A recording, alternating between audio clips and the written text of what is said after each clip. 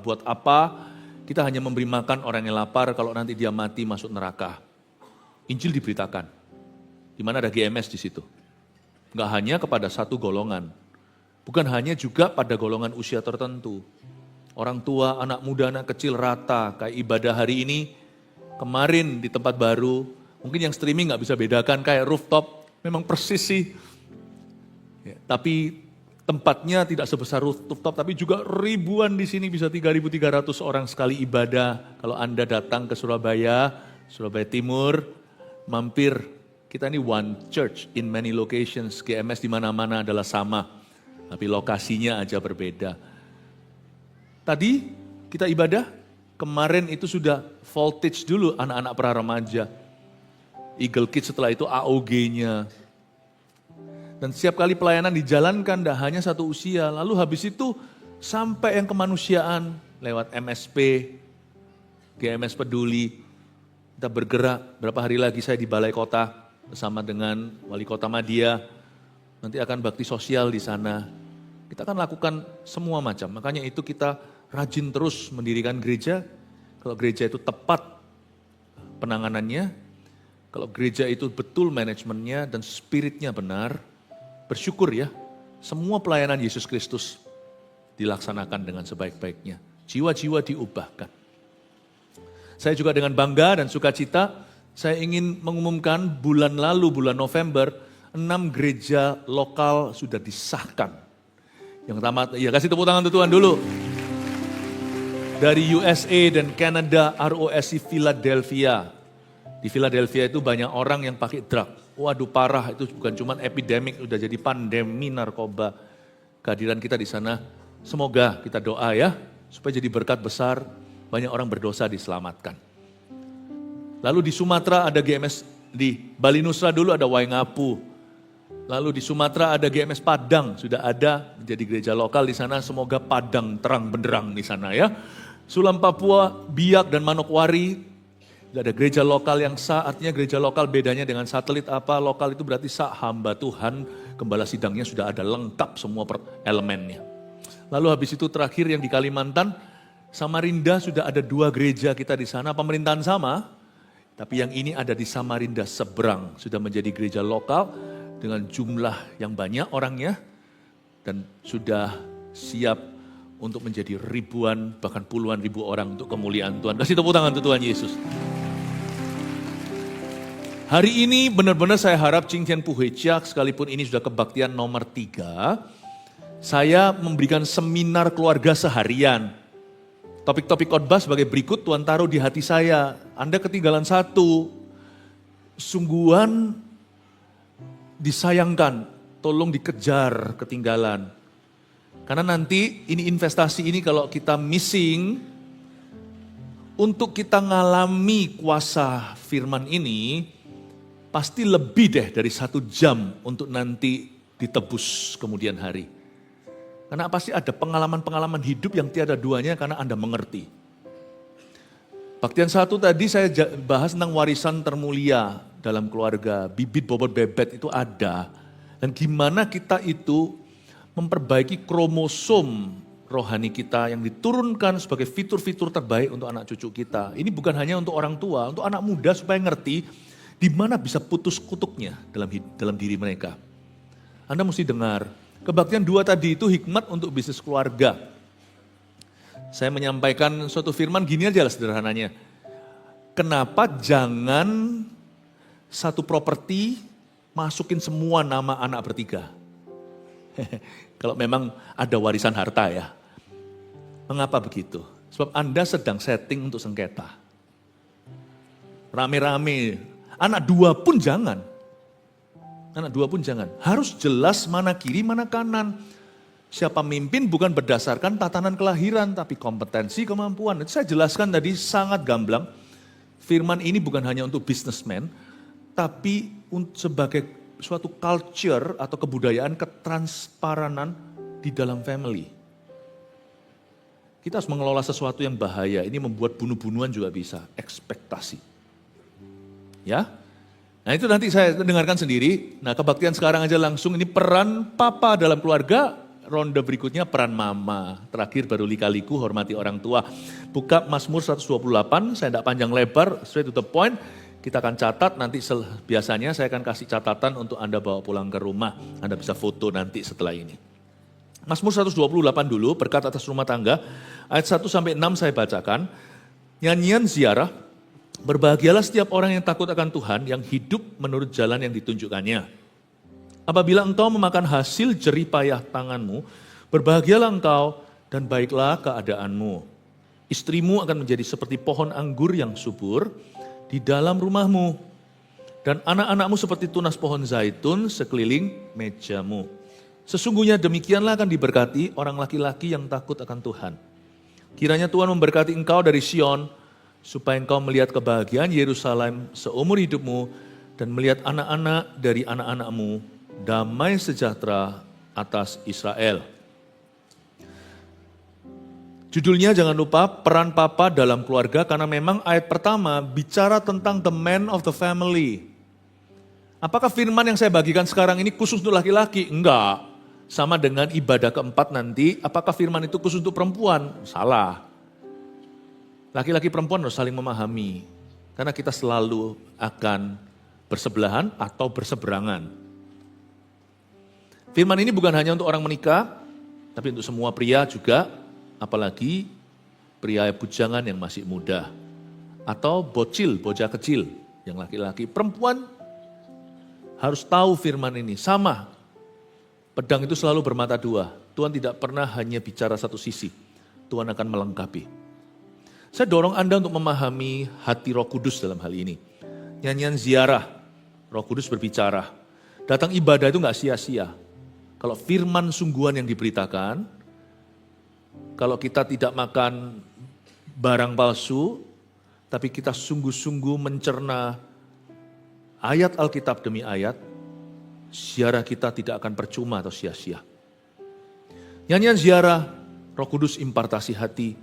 Berbahagialah setiap orang yang takut akan Tuhan, yang hidup menurut jalan yang ditunjukkannya. Berhenti, ayat pertama.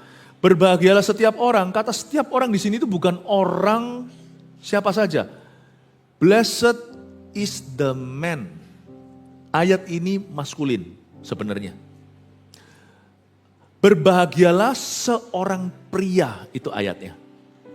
Terbukti nanti di ayat 4, demikianlah akan diberkati orang laki-laki yang takut akan Tuhan. Makanya itu di ayat 3 ditulis istrimu akan. Berarti ini sang suami. Ini sang ayah, sang papa.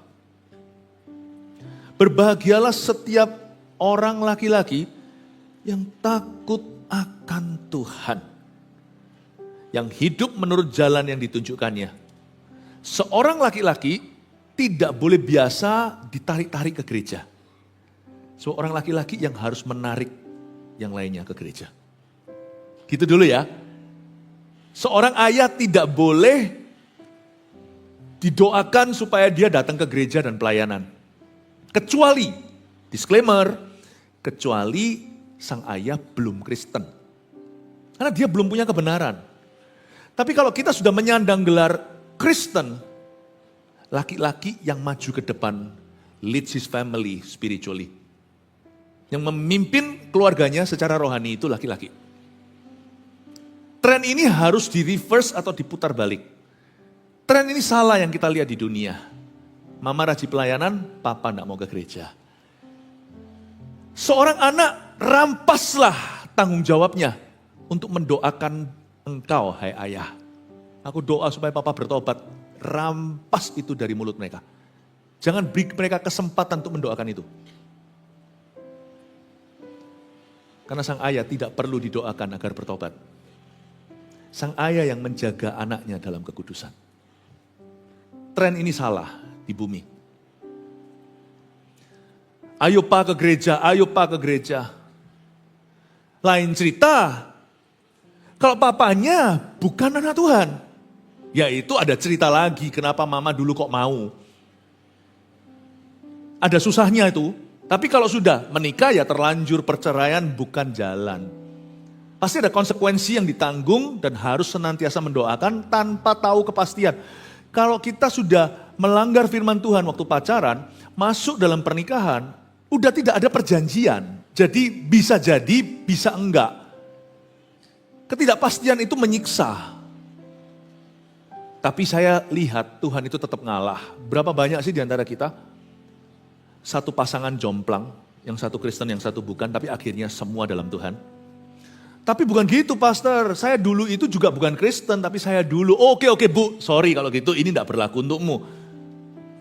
Berarti Anda masuk dalam perjanjian kalau satu orang bertobat, Kisah Rasul 16 ayat 31, seisi rumah tangganya besar kesempatan untuk ditobatkan. Atau diselamatkan.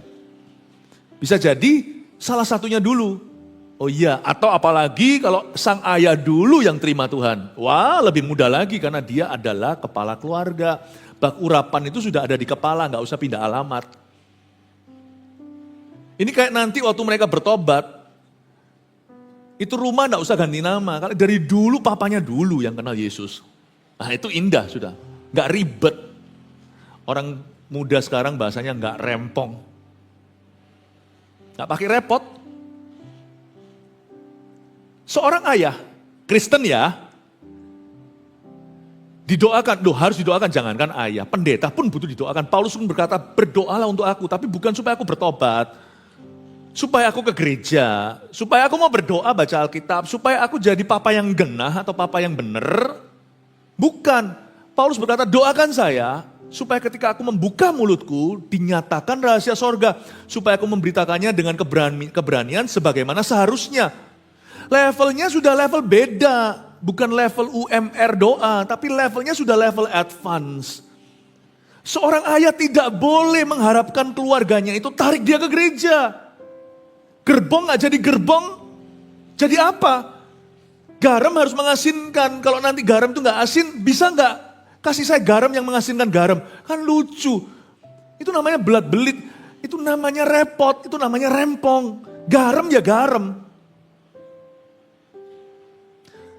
Kalau saya perlu cat putih untuk memutihkan cat putih, jangan ngaku-ngaku sana cat putih, itu off-white namanya.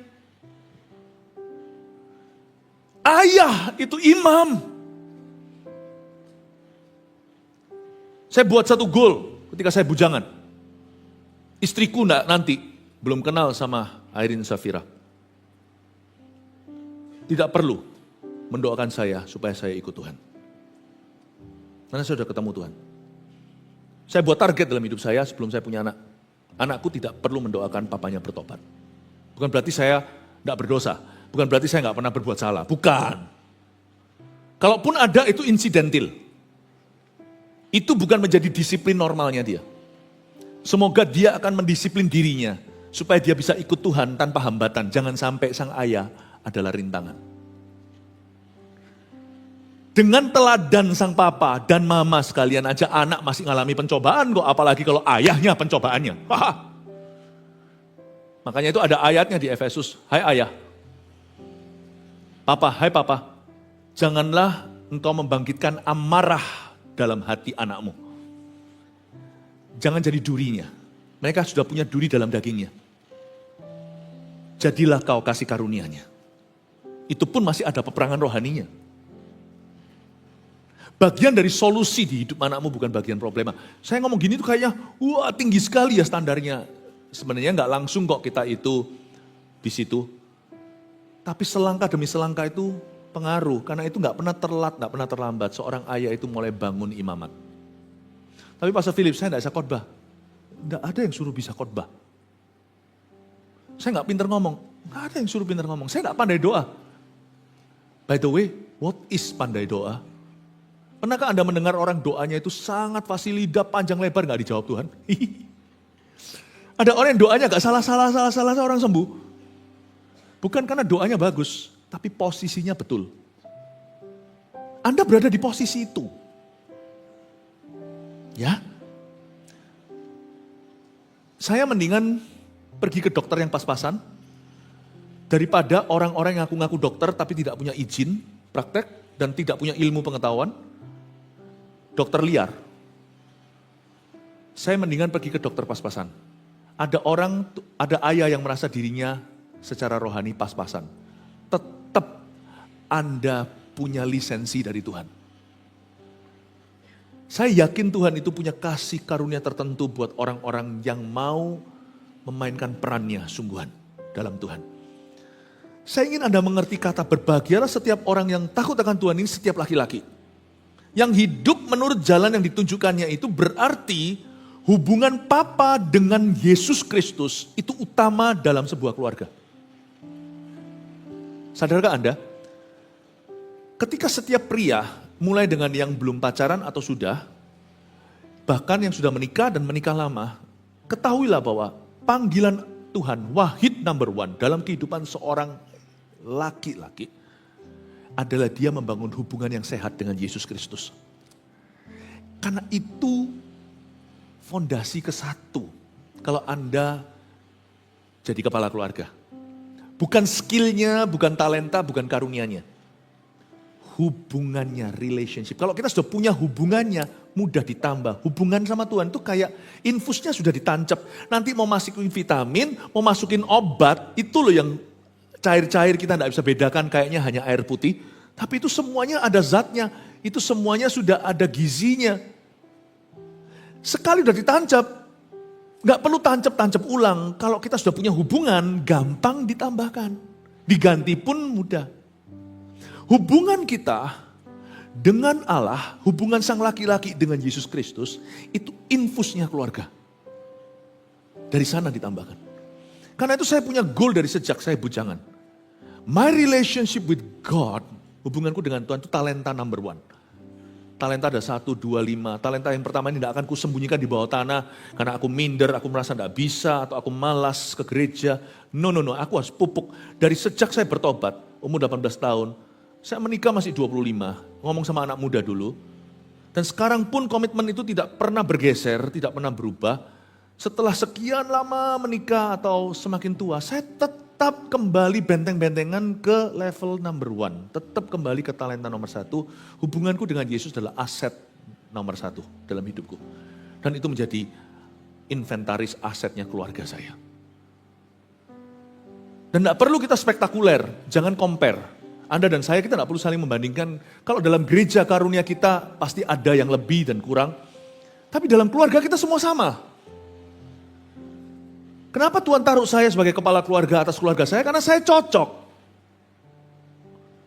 Saya kalau dipindah tukar tempat dengan Anda, pasti keluarga Anda berantakan dan keluargaku berantakan karena dirimu. Saya tidak cocok jadi kepala keluarga di rumahmu. Saya tidak cocok jadi suami orang lain. Saya tidak cocok jadi papanya orang lain kecuali Vanessa, Jeremy, dan Warren. Saya tidak cocok. Makanya itu Tuhan taruh Anda. Dalam kelebihan dan kekurangannya. Tapi semua itu kan perlu diasah. Semua kita itu emas murni, tetapi semua kita itu masih bletokan. Semua kita itu masih lumpur sifatnya. Dan jangan lihat dan jangan compare sesama di antara kita. Jangan kita bandingkan karatnya.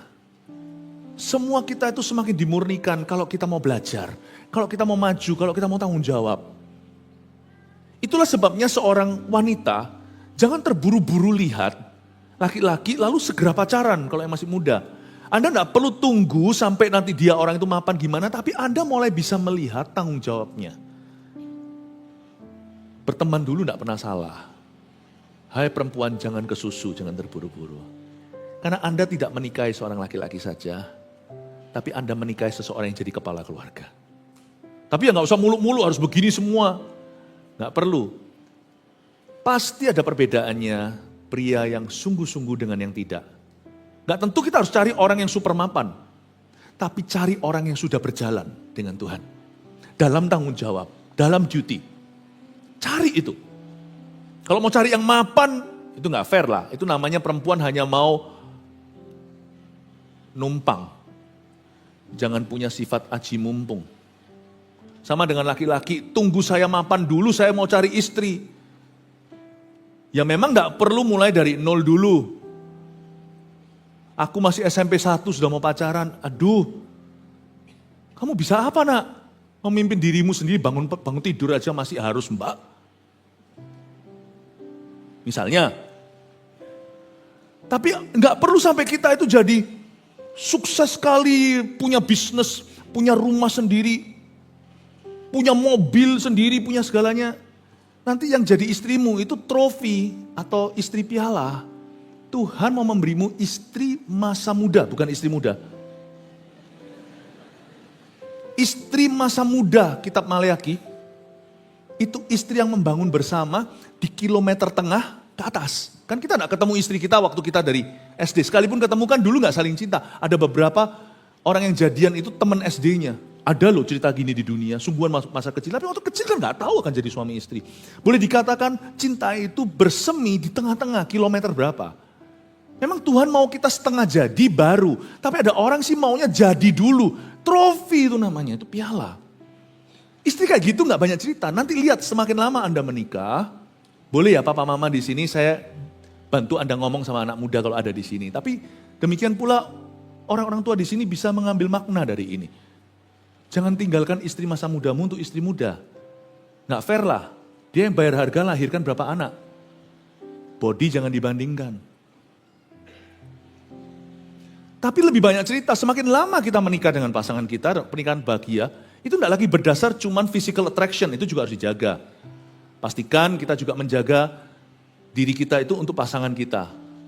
Saya selalu punya prinsip kalau saya pakai parfum itu bukan untuk ketemu siapa, saya pakai parfum untuk my family. Inilah bahasa kiasannya, parfum saya paling tebal kalau saya pergi sama keluarga saya, pergi makan malam atau mana. Ya. Don't dress up for other people first, for your spouse, for your family. Ya, kecuali kalau ke gereja gini ya kan, kita kan harus memberikan yang terbaik. Jangan centil untuk orang lain. Orang lain tuh biar dapat cipratannya, wah cakep, tapi cakepku enggak untuk kamu. Cakepku untuk istriku, istri juga sama cakepku. Kalau perempuan sih lain, kalau mereka dress up kadang-kadang for themselves. Nggak tentu loh ya perempuan tuh berdandan untuk laki-laki, nggak tentu loh. Ini dunia yang aneh, saya nggak pernah paham wanita. Jadi yang wanita yang merasa betul yang saya katakan coba batuk. Iya, saya ngerti. Kalau cowok dress up pasti untuk somebody. Kalau nggak percaya, laki sama laki keluar semuanya keringatan, main bola, nggak peduli. Ada perempuannya satu langsung berdandan. Ya saya nggak ngerti. Sampai mana ngomong sampai jauh gitu? Ngomong apa ya tadi ya? Sungguhan saya lupa loh. Ya segitulah, pokoknya ngerti kan maksud saya ya. Oh, istri muda dan istri masa muda. Istri masa muda itu bangun bersama. Nanti kalau menikah lebih lama, itu lebih banyak yang kerasa. Bukan physical attraction-nya saja, tapi persahabatannya. Sungguhan loh. Makanya itu kalau Anda bisa ketemu orang yang, ini ngomong sama yang muda dulu, orang yang mulainya dari awal, lebih awal, bermula dari teman, itu lebih bagus daripada yang muncul nanti. Jadi jangan jadi orang muda yang bosanan. Nanti pada waktu usia tertentu, 30, masuk 40 dan sebagainya, itu lebih banyak nyantol, lebih banyak connect. Suami istri itu karena dunia yang mereka share lebih besar. Dari zaman itu ceritanya itu banyak. Kalau bisa ketemu sama pasangan itu waktu di sini, ketemu di sini. Tapi jangan jadi. Nanti Anda akan mengkamirkan seperti sedikit ragi, mengkamiri seluruh adonan. Janganlah kamirkan kasih dengan cinta terlalu dini. Kusumpai kamu, hai putri-putri Sion, jangan bangkitkan cinta sebelum waktunya. Nanti ini sudah banyak cerita, kalau bisa ketemu dari sini. Kalau di dalam resumenya, Anda udah ketemuan di sini, teman yang ketemu di sini. Ginilah ya, ngomong praktisnya. Cantiknya 11-12. Sekalipun yang ini kalah cantik, ini lebih cantik. Pilihlah yang ini, karena ini sahabatmu. Tapi kalau sama sekali, aku udah ada chemistry. Ya janganlah ya, jangan dipaksakan. Yang penting hati. Nanti setiap kali bangun tidur, selalu ketemu orang itu. Kan istri atau suami bangun tidurku terus mati. Kayak rasanya, Tuhan aku udah bunuh diri aja, untung Tuhan ketemu sama orang ini terus gitu ya. Ya jangan jadi. Tapi kalau ada chemistry, jangan serakah. Maunya itu yang top of the world, gak tentu itu cocok buat Anda. Mau ginjalnya binaraga, masukkan ke Anda di cangkok, gak tentu berhasil Anda bisa mati karena itu. Paham maksud saya? The more you share, the better. The longer you share with, the better. Lebih lama Anda bisa sharing sesuatu, lebih intim, lebih dekat, itu jauh lebih indah. Karena itu, Istri masa muda jangan kau hempaskan. Suami masa muda juga jangan. Wah, orang itu suaminya punya ini, punya itu. Kepribadiannya lebih bagus dari lu. Lu kok bisa? Aku ini karakternya udah dibentuk Kristus lu. Apalagi di gereja ini yang selalu mengutamakan karakter. Iya, tapi kepribadiannya kamu kalah. Apa? Jet pribadi, mobil pribadi, semuanya kalah. Jangan kau compare. Suamimu udah berusaha. Lain cerita kalau suami gak berusaha. Kalau suami gak berusaha itu lain cerita. Tapi selama suami melakukan Tesalonika, berdoa dan bekerja, dia berhak kau panggil sebagai suami yang kuhormati. Income nomor 2 hasil akhirnya. Tapi kalau suami itu berusaha, Anda jangan peras dia sampai gak ada airnya. Karena Anda iri sama tetangga.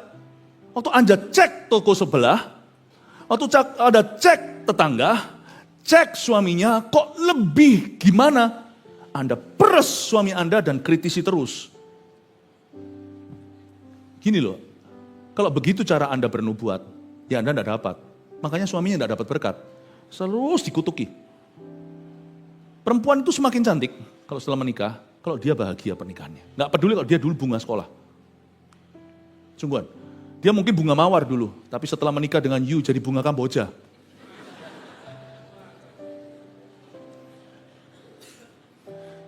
Tapi laki-laki susah, berat. Kalau Anda terus begitu sama dia.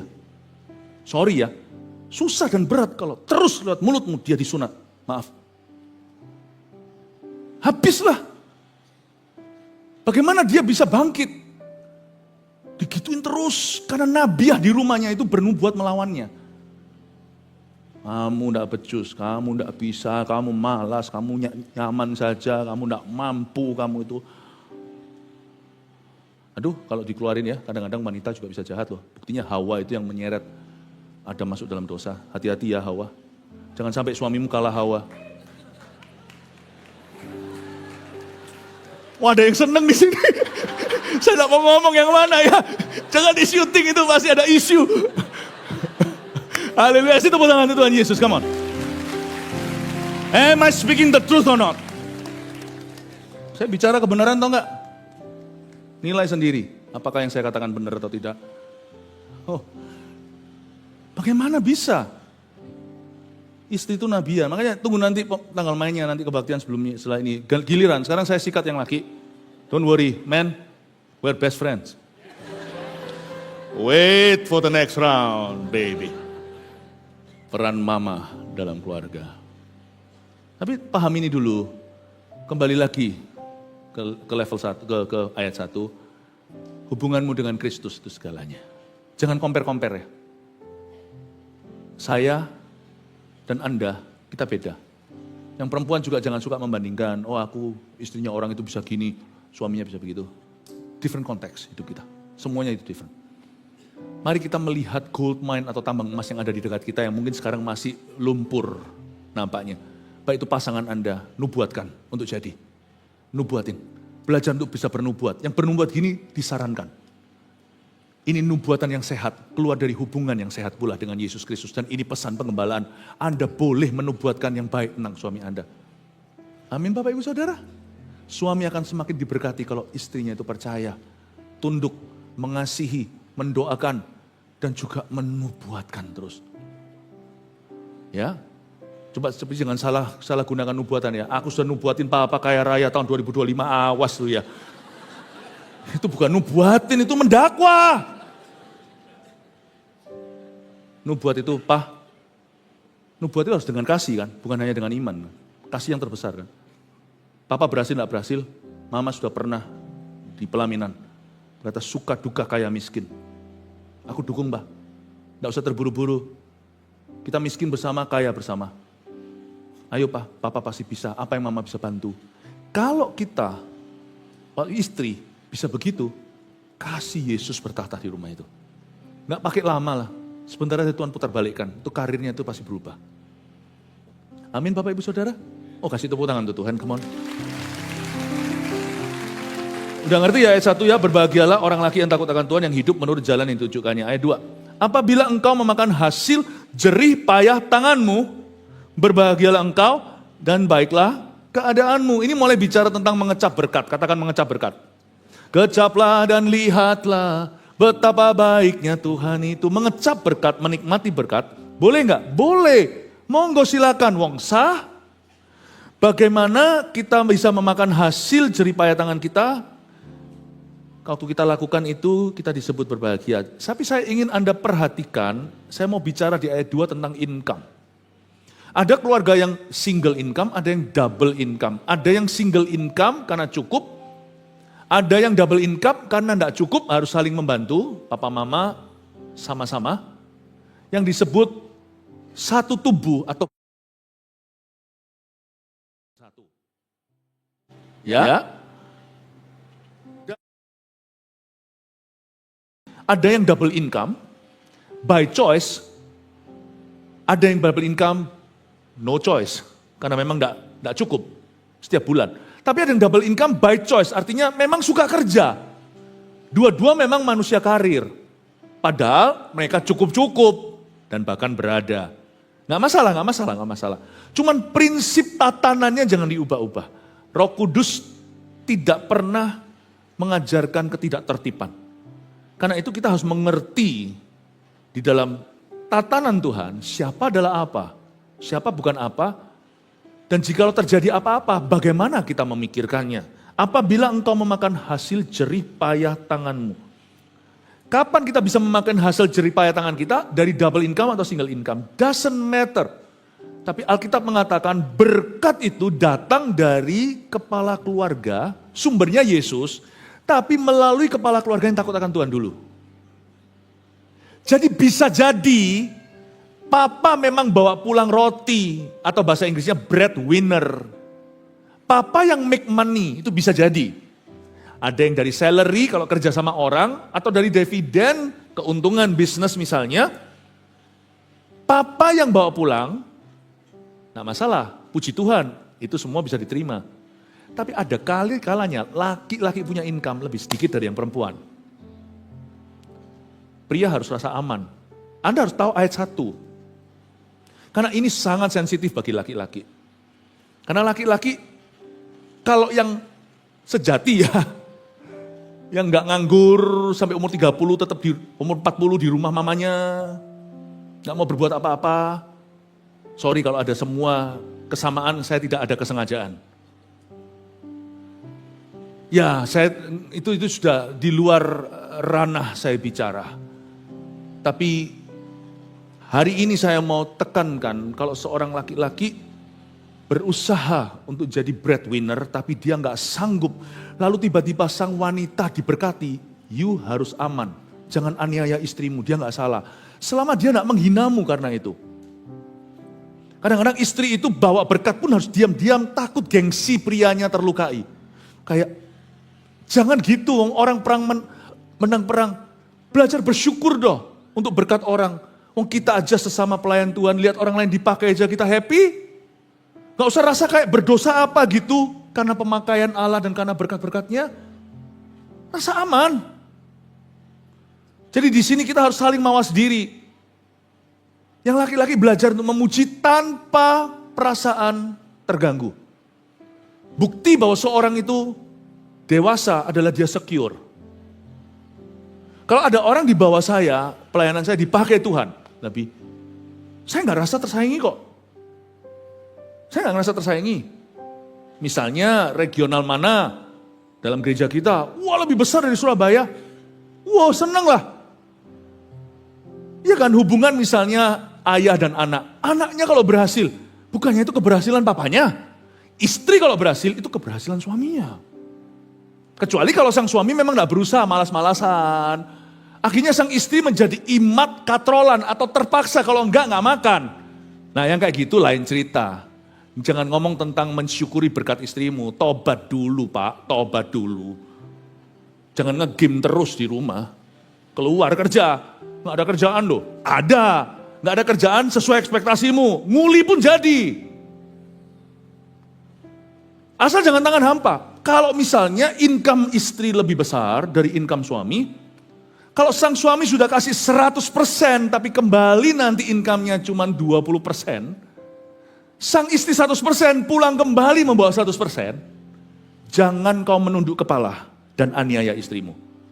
Tetaplah menengadah kepalamu dan berkata, aku sudah berusaha. Istrimu juga tahu, keluargamu tahu, banggalah. Dan seluruh keluarga juga rayakan 20%-nya papa. Dan berkata, papa sudah menjadi papa yang bertanggung jawab. Bersyukurlah untuk income istrimu yang lebih. Dan istri jangan gaya, jangan merasa, kok aku lebih. Lalu nanti waktu arisan dengan AI, dengan tante-tante, lalu ngomongin, wah suami gue gini. Jangan kau terganggu. Lebih baik putus hubungan dengan teman-temanmu itu daripada mengganggu hubunganmu dengan suamimu. No. Suamiku adalah imam yang baik. Cuman belum beruntung aja. Aku bangga sama suamiku. Bahkan sebenarnya Alkitab mengatakan itu adalah hasil jerih payah yang kita makan bersama. Apabila engkau memakan hasil jerih payah tanganmu, berbahagialah engkau dan baiklah keadamu. Be happy untuk berkat masuk lewat keran kanan, keran kiri atau keran kanan. Kalau masuk melalui keran suami cuma satu keran, puji Tuhan. Kalau ternyata masuk melalui double income suami istri sama-sama deras kerannya, haleluya. Tapi kadang-kadang seret. Justru bak urapan di kepalanya yang nyumbat. Tapi janggutnya netes terus dan ke jubah turun. Bersyukur juga kadang-kadang seretnya keran suami. Tapi karena suami menjaga rohani, keran istri dinyalakan deras sebagai ICU ekonomi untuk keluarganya. Itu jangan berkata, it's your money, my money. Dalam pernikahan tidak ada pisah harta. Satu sumbernya perjanjian nikah dengan Tuhan. Amin Bapak Ibu Saudara. Jangan tukaran gara-gara itu. Berkat pun bisa jadi runyam kalau tidak punya kedewasaan. Amin Bapak Ibu. Semoga ini berbicara kepada Anda. Semoga ini relevan buat beberapa situasi di antara kita. Kalau sampai keranmu macet, bersyukurlah untuk keran yang jalan. Kalau nanti terus berantem gara-gara berkat, apakah perlu didoakan supaya dua-dua kerannya dimapetkan? Laki-laki yang bodoh kan berkata, nah tahu rasa lu, sekarang lu sama apesnya sama gua. Itu laki-laki yang bodoh sekali. Bukannya apesmu, ya kan? Jangan begitu. Itu namanya lautan api, bumi hangus saja. Gua gak dapat, lu gak usah dapat. Gua gak hoki, lu gak usah hoki. Itu sama dengan orang yang begini loh. Ngapain pelayanan situ tumbuh? Mendingan semua hilang daripada sana tumbuh, aku enggak. Picik hati kayak gitu, mana bisa diberkati Tuhan? Mana bisa mengalir apa-apa? Tangannya kayak gini, seperti ini menggenggam. Hanya tangan yang berserah seperti ini loh yang akan selalu jadi lalu lalang, lalu lintasnya berkat Tuhan. Saya harap Anda mengerti poin ini, karena itu ada ayat di sini, apabila engkau memakan hasil jerih dan payah. Jerih itu lelah, payah itu payah. Di dalam ekonomi keluarga kadang-kadang ada jerih terjadi. Tidak selalu kita itu, tidak selalu deras, tidak selalu happy. Kadang-kadang ada kata jerih, lelah. Payah, kadang-kadang ada situasi payah. Kadang-kadang sama-sama. Keran mapet dua-dua juga pernah terjadi dalam keluarga. Tapi kadang-kadang yang satu berlelah-lelah, yang satu payah. Jerih payah itu bisa menjadi realita. Bapak Ibu Saudara, kalau Anda mau semakin diberkati, apalagi jadi berkat. Nikmati berkat itu kata Alkitab, berbahagialah. Belajar to rejoice. With small blessing atau with great blessing. Dengan berkat kecil, berkat besar, orang yang bisa rejoice. Dan rejoice for other people, yang bisa bersyukur untuk orang lain juga. Orang itu, ayat firman berjanji, baiklah keadaannya. It is well with your soul. Kasih tepuk tangan untuk Tuhan. Karena itu masuk ke ayat yang ketiga, istrimu akan menjadi seperti pohon anggur yang subur. Istrinya jadi apa? Jadi secure. Istri itu jadi pohon anggur yang subur itu secure. Kalau kita punya hubungan yang secure dalam keluarga laki dan perempuan, bukan saingan. Kok bisa saingan? Teman perjanjian itu tidak pernah ada klausulnya. Waktu Tuhan nikahkan itu, kalian tuh rival. Atau kalian itu pesaing. Tidak pernah. Dalam membesarkan anak, di dalam keputusan-keputusan, dalam keuangan, tidak pernah Tuhan tentukan suami dan istri jadi saingan, tapi jadi perlengkapan. Suaminya jatuh sakit, istri jadi kepala keluarga otomatis. Makanya di sini yang single parent karena ditinggal mati, ditinggal pergi oleh pasangannya. Jangan Anda bocor hati. Tuhan itu memberi memberi kita dua ginjal kan? Satu tidak berfungsi, masih ada satunya kan? Tuhan memberi suami dan istri itu menjadi seperti penjaga, menjadi malaikat penjaga tata. Seperti jadi serafim Tuhan buat anak-anak. Karena itu di ayat-ayat kebaktian-kebaktian sebelumnya saya jelaskan bagaimana suami istri harus sepakat. Kebaktian tadi sebelum ini, jam 10 waktu Indonesia bagian Barat. Saya jelaskan bahwa laki-laki dan perempuan yang sudah menikah, jangan di depan anak kekerannya. Sekali-kali ya kebocoran bisa terjadi. Tapi kalau terus-menerus menurut saya itu menjadi suatu patrun kutuk. Selesaikan di balik tirai. Mari ya mari. Sampai anak itu sudah menjadi saran dan keputusan. Dan menjadi dialog bersama. Tapi arah angin papa mama sudah tentukan di balik, di secret place atau tempat tersembunyi. Istrimu akan menjadi seperti pohon anggur yang subur itu, istrimu akan diberkati. Kadang-kadang diberkati di sini juga bicara tentang keran tadi. Kadang-kadang juga mungkin enggak. Tapi istri pasti akan berguna, berfungsi. Bahkan dalam keuangan keluarga. Karena itu istri, hargai kalau misalnya kerannya hanya satu. Hargai jerih payah. Jerihnya suami harus kau hargai, apalagi payahnya. Anda harus bisa semakin mengasihi suamimu karena jerihnya. Terlebih lagi Anda harus sangat jatuh cinta padanya karena payahnya. Seorang perempuan yang lihat hartanya suaminya, lalu pertama waktu dia dapat mikirkan, sorry ya, kalau ngomong kalau ada kesamaan bukan kesengajaan, mikirkan keluarganya. Tidak mikirkan suaminya, tobat wanita begitu. Anda sudah langsung salah tatanan. Dan Tuhan akan menganggap itu sebuah kegilaan. Saya pernah sekali main catur sama orang gak waras, orang sakit jiwa. Karena dulu waktu saya nakal, saya pernah dihukum. Ya, waktu itu kan saya pernah ditangkap, waktu umur 16 tangkap polisi. Karena saya nakal lah ya. Saya dihukum suruh karena gak bisa masuk penjara. Akhirnya saya dihukum hukuman masyarakat, suruh jagai orang-orang di rumah sakit jiwa, susah main catur sama mereka. Masa saya main sebentar aja, saya kasih 5, 6, 7 langkah, dia sudah skakmat. Itu rajanya bisa terbang. Sini.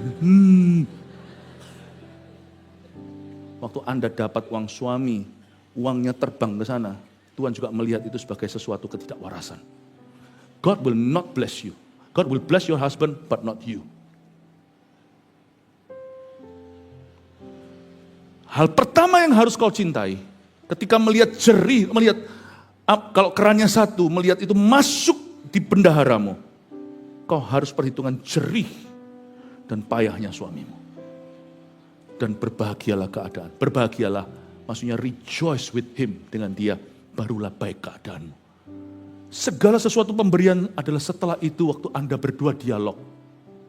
Kalau misalnya mau ngomong, berikan pada orang tua misalnya. Saya sarankan win-win solusi. Misalnya anak kandungnya berkata 50 perak. Anda yang 50, mau ngasih 50 perak. Padahal tadinya Anda kepingin ngasih 100 perak. Tapi karena jeripaya suamimu turunkan. Kalau memang sudah waktunya beritahu 50, padahal di hatimu mau 100.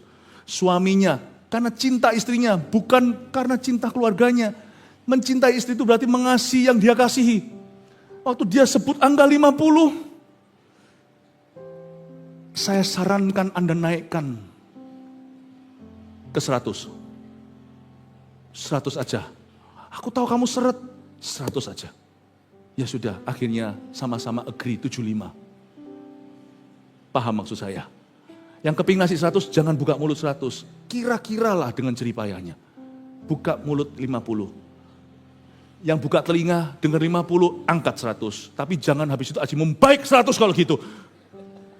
Lain kali takut buka harga, paham maksud saya? Kalau kita bisa avoid seperti ini, Kristus di tengah, 50 dan 100 itu selalu ketemu di 75. Dan saya yakin kok, gak ada orang yang sungguh-sungguh memperhatikan orang tuanya. Tidak diberkati oleh Allah, melainkan panjang umurnya. Panjang umur bukan cuma panjang umur di propertinya, teritorinya. Kamu akan panjang umur di tanah yang diberikan Tuhan kepadamu. Itu ada janji properti di sana. Bukan bicara tentang properti secara real estate ya, tapi apa yang menjadi hak milikmu, itu akan langgeng, awet, terpelihara. Gak ada yang 75 itu berakhir 75. Tuhan berkata, aku titipi kamu orang tua atau anak kamu pelihara. 75mu.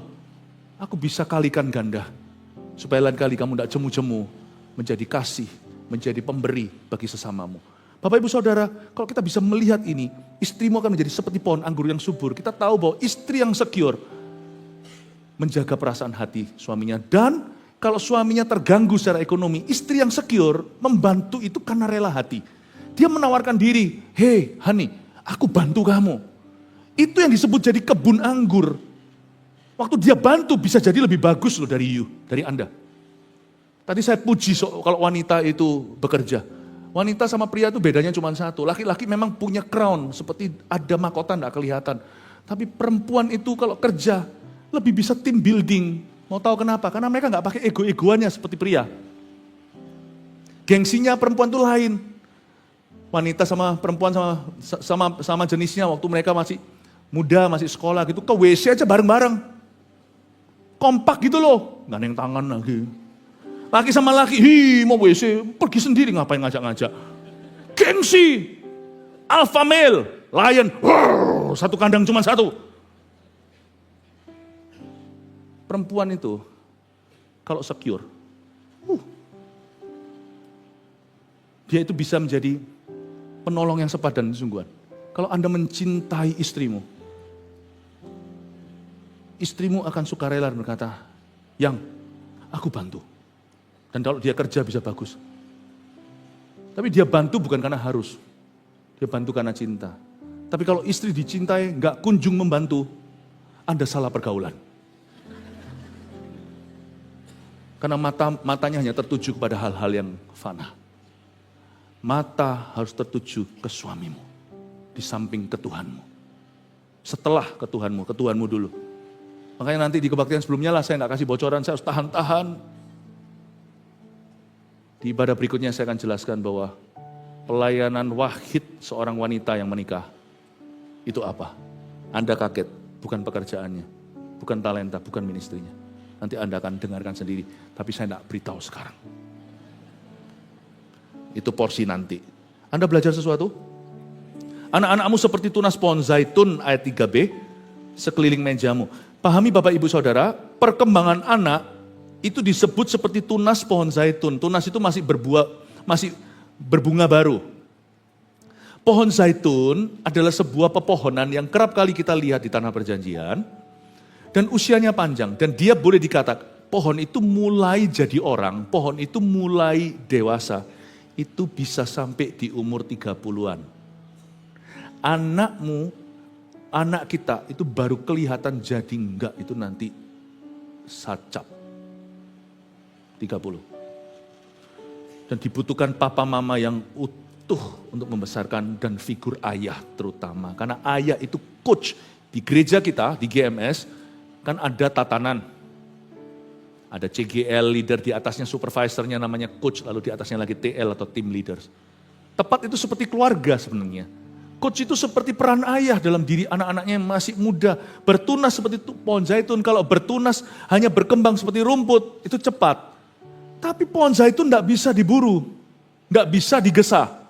Pohon zaitun itu 30 bahkan ada yang 40 tahun baru kelihatan. Makanya itu minyak zaitun itu sangat-sangat istimewa. Itu bukan minyak yang sembarangan. Minyak zaitun itu sangat healthy. Karena lama dibentuknya. Bapak ibu saudara yang saya kasihi, peran seorang ayah especially, itu coach. Jadi jangan takut, seorang pelatih juga bisa salah. Dia pasang strategi gak tepat, ternyata gak tepat guna dengan tipe pemain yang begini. Don't worry in making a mistake, hai ayah-ayah untuk membimbing keluargamu. Jangan takut. Seorang ayah imam dalam keluarga tidak perlu sempurna. Kita bisa belajar dari kesalahan kita. Karena itu tadi saya katakan, tidak perlu yang pandai berbicara fasilida. Apa hubungannya? Seorang ayah yang edukatif, seorang ayah harus menjadi seorang pengajar, tidak tentu pengkhotbah. Mengajar lewat tindak tanduk kata-kata dan apa yang dia tidak katakan. Anak lihat waktu kita marah, kita tahan atau kita semprot. Itu pun pelajaran. Kita lewat teladan itu bicara lebih keras. Cara kita respon, attitude itu adalah surat terbuka. Sikap hati nggak bisa dilihat kalau kita itu misalnya hanya satu arah. Tapi kalau kita interaksi dalam keluarga, sikap hati itu nampak. Mama cemberut aja kerasa satu rumah. People learn, children learn more from your attitudes than your words. Anak-anak belajar lebih banyak dari sikap hatimu daripada kata-katamu. Orang-orang selalu berkata mereka belajar lebih banyak dari tindakan kita daripada kata-kata. Sebelum tindakan, sikap hati udah kerasa dulu. Karena itu seorang ayah harus pandai mengajar. Tidak perlu pinter atau buat kurikulum atau apa. Dia meluangkan waktu dengan anak-anaknya. Waktu adalah bahasa kasih yang pasti mendasar dalam kehidupan setiap anak. Jangan percayalah terlalu banyak teori bahasa kasih. Bahasa kasih itu yang sebenarnya paling primitif itu waktu. Kasih waktu sama anak-anakmu, sama istrimu. Dan selain itu kasih waktu ke Tuhan. Lebih baik saya membuat satu goal dalam hidup saya mau minimal sama banyak kalau enggak lebih banyak. Meluangkan waktu dengan Tuhan bicara tentang anak saya. Daripada saya meluangkan waktu dengan anak saya bicara tentang Tuhan saya. Harus seimbang. Banyak orang cuma ngomong tentang Tuhan, tapi enggak ada kuasa. Dia enggak pernah, yang ngajar tentang Tuhan aja enggak pernah ketemu Tuhan. Saya mau ada waktu di mana saya tidak sama anak-anak saya, cuma bicara sama Tuhan tentang anak saya. Saya luangkan waktu dengan Tuhan Yesus untuk anak-anak saya. Itu yang saya lakukan dengan jemaat juga. Sebanyak-banyak saya khotbah misalnya 5 kali hari ini. Kalau hari ini sih nggak bisa dibanding, saya lebih banyak meluangkan waktu dengan Anda, ngomong tentang Tuhan. Tapi hari-hari biasa nanti saya meluangkan lebih banyak waktu dengan Tuhan ngomong tentang Anda. Supaya saya kalau ngajar itu punya kuasa. Saya tidak cuma memberi teori belaka, tapi memberi sungguh-sungguh authority dari Allah dalam kehidupan Anda. Amin Bapak Ibu Saudara. Seorang laki-laki tidak perlu pinter ngomong. Tidak tentu pinter doa. Tapi kalau dia niat jadi imam, dia pasti akan berusaha untuk impartasikan value, nilai-nilai kebenaran dalam diri anaknya. Dan dia akan mendoakan anaknya di hadapan Tuhan. Di samping dia juga harus meluangkan waktu. Jangan jadi ayah, ini juga masalah banyak pendeta. Kebanyakan pelayanan abaikan keluarganya. Nggak boleh. Kita juga harus meluangkan waktu sama keluarga kita. Bicara tentang Tuhan kita. Kita juga harus meluangkan waktu. Jadi harus meluangkan waktu dengan mereka. Walau itu kapan kerjanya? Bisa kok, itu sambil jalan. Mana ada orang yang cuma kerja melulu gak mau berdoa? Ya salah dia sendiri. Mana ada orang yang berdoa dulu? Kalau ada ayah yang maunya cuma doa gak mau kerja. Selama minggu itu panggil dia om. Untuk bisa menyandang kata ayah, gak perlu dia sukses dalam bisnis seperti apa. Tapi dia harus nampak berusaha. Karena Tesalonika berkata, tidak berdoa, tidak bekerja, berdoa melulu, jangan makan. Jangan makan. Laki-laki itu provider, laki-laki itu penyedia bagi keluarga. Benar-benar cuma 2 kok peran laki-laki itu. Memberi rasa aman pada istrinya dulu. Seorang pria dalam keluarga yang sudah menikah, dia adalah seorang provider dan dia juga seorang protector. Simple, pria itu cuma 2 ini yang dibutuhkan. Yaitu seorang penyedia. Apa kekerannya lagi mapet atau enggak, itu urusan 2, pokoknya dia berusaha. Kedua, dia adalah seorang protektor atau seorang pelindung. Laki cuma 2 peran utama. Seorang penyedia dan seorang pelindung bagi keluarganya. Memberi rasa aman pada istrinya. Tidak perlu kita cari pembenaran dari istri kita. Tidak perlu mencari penerimaan. Malah justru sebaliknya. Kita yang belajar untuk bisa mengerti. Karena wanita lebih beda sama kita. Bukan berarti perempuan lebih sentimental, kadang-kadang enggak juga loh. Lucunya laki-laki bisa lebih emosional. Jangan pernah kita berkata, oh perempuan itu main perasaan. Anda belum tahu aja, laki-laki perasaannya lebih kompleks. Gengsinya kalau sudah masuk, repot itu. Egonya maksudnya. Tapi kita harus memahami, karena laki-laki tidak datang bulan. Sorry ya, meskipun namanya mens itu, kita itu men. Tapi kita tidak mengalami mens. Perempuan lebih mengalami siklus secara biologi, so please understand your lady. Kalau lagi mudi segala nggak usah diajak berantem, diam aja, tenang aja. Laki-laki harus dewasa, memberi rasa aman malahan, nggak perlu ngalahnya total. Aku bukan Yesus, ngerti? Tapi ngalah, itu sudah menjadi takdir kita, pria. Belajar ngalah. Diam salah apa sih? Nggak usah semua yang dipikirkan itu diucapkan gitu loh. Nanti kan luntur-luntur sendiri, ternyata beberapa kata-kata itu kita berkata, untung enggak aku katakan tadi, pasti menyesal nanti. Atau berabe sifatnya. Laki itu harus bisa nahan diri. Kalau kita belum bisa jadi holy, gimana nahan diri itu sudah at least itu bagus. Bapak Ibu Saudara, Seorang kepala keluarga tidak perlu sempurna, fasilida. Tapi dia harus berniat jadi imam. Dan dia adalah coach bagi keluarganya. Dia adalah pelatih. Dan dia masuk di dalam proses anak-anaknya. Karena itu anak-anak Anda, nanti dengarkan, saya nggak bisa bagikan, waktu juga sudah habis. Di kebaktian sebelumnya saya sudah jelaskan, kalau Anda sukses secara materi, lalu Anda sendiri belum diuji di sukses itu, Anda transferkan suksesnya mentah-mentah ke anak Anda tanpa turunkan dulu nilai kebenaran dan teladan, celaka. Anda mencoba bypass dan Anda ngedrak, Anda sungguh-sungguh memaksakan anak Anda dewasa belum waktu, padahal Alkitab sudah peringatkan, pohon zaitun itu untuk sungguh-sungguh jadi, tahunnya itu 30.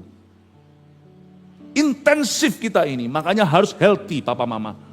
Harus didik anak kita. Kalau bisa lengkap ayah ibu, kalau nggak bisa pun Tuhan memberi kasih karunia kepadamu single parent. Untuk bisa mendidik anak itu sampai umur 30, 40, mapan karakter. Mau lihat anak Anda nanti jadi seperti apa? 30 kita tahu dia sebenarnya seperti apa. After 30, you see, that's him. Dunia pun tidak bisa mengubah dia. Paham ini Bapak Ibu Saudara? Jangan kau bypass pertumbuhan mereka, memberi mereka suksesmu, Anda sendiri pun baru sukses di generasimu. Jangan cepat-cepat transferkan sesuatu kalau belum pasang fondasi. Sebab Anda sedang mencelakakan anak Anda. Dengar nanti kebaktian sebelumnya, ini semua kan saling melengkapi. Saya sebut ini seminar seharian Anda harusnya di gereja. Untuk dengarkan semua selengkapnya. Terakhir lalu selesai dengan ini. Siapa diberkati Tuhan? Katakan amin. Oke. Sesungguhnya demikianlah akan diberkati ayat 4, orang laki-laki yang takut akan Tuhan. Kiranya Tuhan memberkati engkau dari Sion, supaya engkau melihat kebahagiaan Yerusalem seumur hidupmu. Dan melihat anak-anak dari anak-anakmu. Ini transfernya benar. Damai sejahtera atas Israel, damai di situ bukan tenang. Damai di situ adalah lengkap. Nothing missing, nothing broken, tidak ada yang hilang, tidak ada yang patah dalam rencana Allah. Damai di situ adalah kelengkapan. Selalu mulainya benihnya adalah berbahagialah orang laki yang takut akan Tuhan. Dalam family ini, damai ini, peace in the family. Terakhirnya, hasil terakhirnya adalah lengkap. Keluarga itu whole. Tidak bisa dijelaskan, keluarga yang whole dengan keluarga yang whole. Di-compare sama-sama indah 100%-nya. Tidak bisa dibandingkan. Tapi itu rencana Tuhan bagi setiap keluarga. Every family, He wants to make it whole. Dalam rencananya. Dia mau membuat itu penuh dalam rencana Bapa. Karena itu, Anda harus tegasi anak Anda. Tadi saya juga sedikit singgung lagi. Kalau Anda kalah sama gadgetnya mereka, bye-bye the future of your children. Sungguhan, 100% sudah percayalah. Kalau sampai Anda kalah sama gadgetnya, padahal mereka harusnya takut sama Anda. Anda yang punya otoritas, Anda yang punya uang. Kalau kita takut sama gadgetnya, kita tidak kontrol kapan boleh, kapan enggak. Good luck my friend. Gadget itu bukan yang paling kuat. Tak beritahu ya, apa yang lebih kuat? Pergaulan. Dan dunia ini saya janji, pergaulannya semakin edan. Gadget kau kalah, pergaulan 100%, I bet on it, Anda pasti kalah. Saya minta Anda untuk bisa belajar, khususnya papa. Jangan suruh mama yang marah-marah, sampai mamanya gregetan, ngomong dong sama anak lu, masa aku suruh marah-marah? Ya lama-lama istrinya bukan seperti pohon anggur yang subur, tapi lama-lama sebagai ibu yang kabur. Jadi orang jahatnya dalam keluarga, papa yang harus berani bentak anaknya. Jangan pukul tapi. Stop it. Don't talk to mom like that. Jangan bicara sama mama kayak begitu. Hentikan itu. Papa harus berani raise his voice. Dalam bahasa Chinese-nya laki itu Tian, Heli. Tian itu sawah, cangkul sawah. Nggak kerja, bukan laki. Li itu tenaga. Kuat itu papa. Raise voice. Stop it. Itu papa. Jangan bentak-bentak tapi keluarga yang isinya bentak-bentak itu nggak ada damai sejahtera. Bukan damai sejahtera atas anak-anakmu, jantungan semua. Tensinya naik, kenapa? Si istrinya dicek, ya kenapa? Karena lakinya terus teriak-teriak. Janganlah, ya. Namanya, mama juga jangan teriak-teriak. Soalnya perempuan kalau melengking teriak itu tidak enak. Damai sejahtera atas Israel. Mau damai? Jangan bentak-bentak.